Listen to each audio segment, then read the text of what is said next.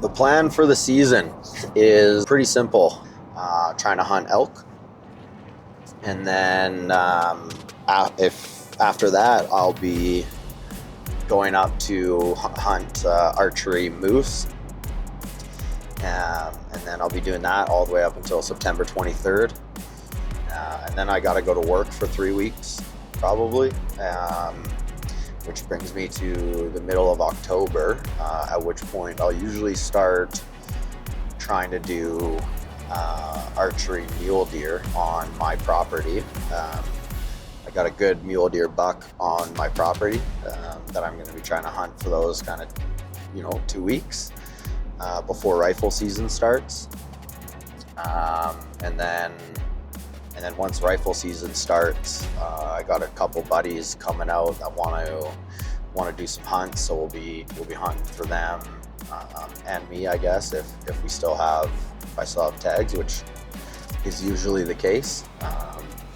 But November for me is all about deer hunting, whitetail deer hunting. It's when the rut is, and for me, most seasons go elk, moose, mule deer, and then whitetail deer. So we have an old deer track here, but if you look how big it is, it's give or take roughly bigger than the size of your standard chapstick, which is a good sign that it could be a buck track. So we're in this spot. We're in a unit that I actually guide moose in, and so we're going back into a spot that I like to put up some trail cameras. As you can see, this is the third pair of fresh dung, fresh poop that we've seen. So it's a fairly active area.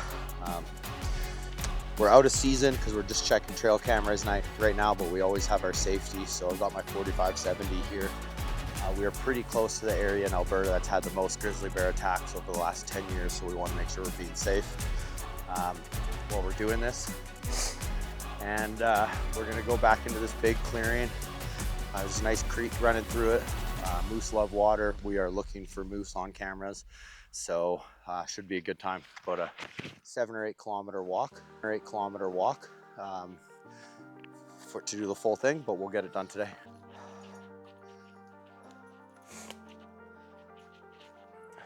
Doing a bit of scouting. We've got 15 cameras up in this unit that we're checking today, and we just came across this nice little deer poo. You can see how it's still kind of shiny and glistening, which means it's still wet.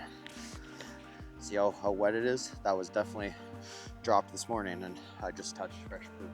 And Hunter might try and eat it, so we're gonna push him away.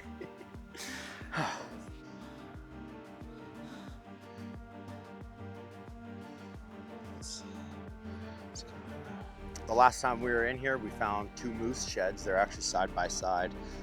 We originally thought they were going to be a match set. They look completely different, and they both turned out to be the same side antlers. So it actually was 2 bulls hanging out together over the winter, which is pretty cool. So we put a camera up on that trail, and hopefully we'll get something good.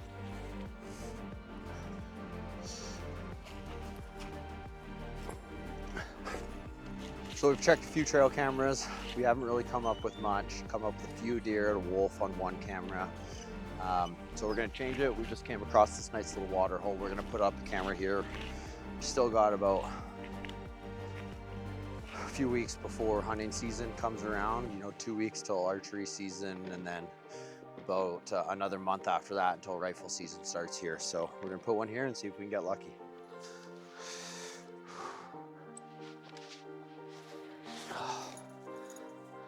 Hey, Sparrow.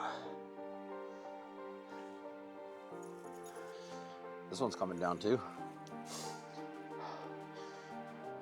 Yeah, it's on the other side. Yeah. Yeah. It's just over that way? Just over here, yeah. This is where we set cameras all around this open area. Great spot to go in and call for moose and see if anything comes out of the surrounding woods. So we're gonna go check these cameras.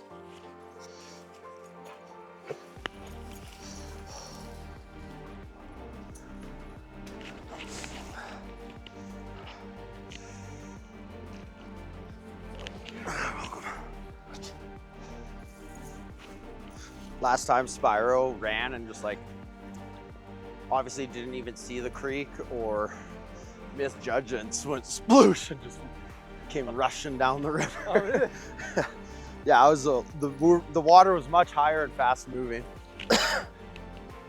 So we're on our last camera in this area. It was a camera that I am actually the most confident in.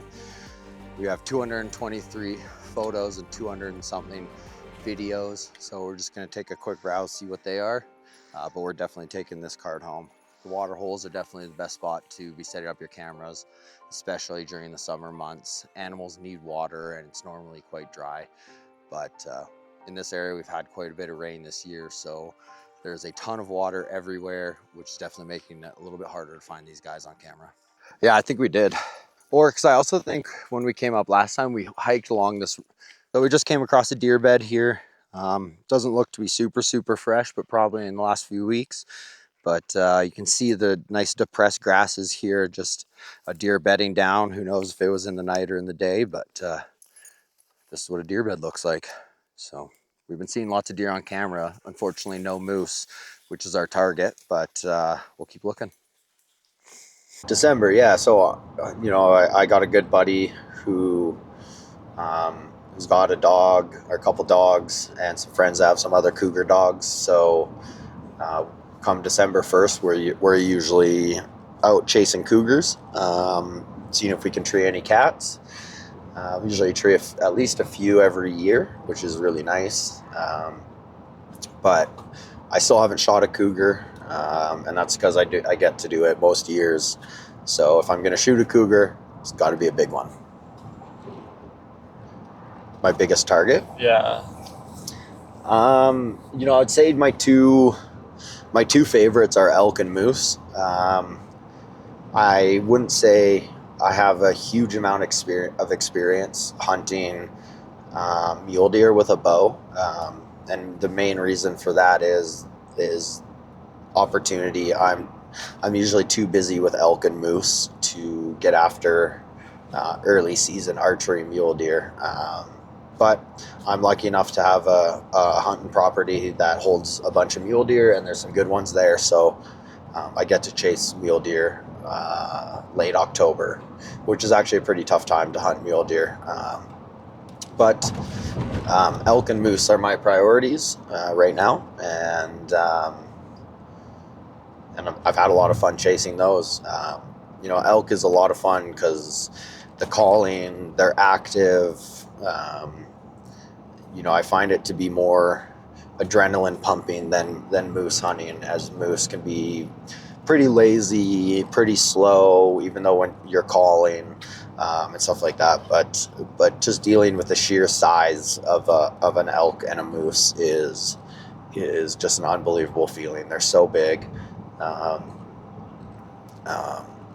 You know, tons of meat, and that's what I like chasing most.